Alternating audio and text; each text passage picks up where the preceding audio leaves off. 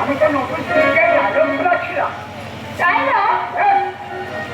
হ্যাঁ বলছিলাম কি হবে না, দাদাকে একদিনটাও শিখে নাও।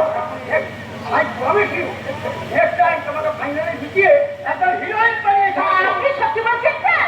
আমি সিনেমার হিরোইন হবো?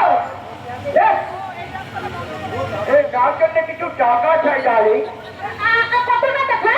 এই তা প্রায় 50,000 টাকা। 50,000? ওখানে যে থাকা খাওয়া এক কমিটি আধার পাস তারপর? এটা লাস্ট উইকে যে নামটা তোমার শিখেছি ঠিক আছে, ঠিক আছে।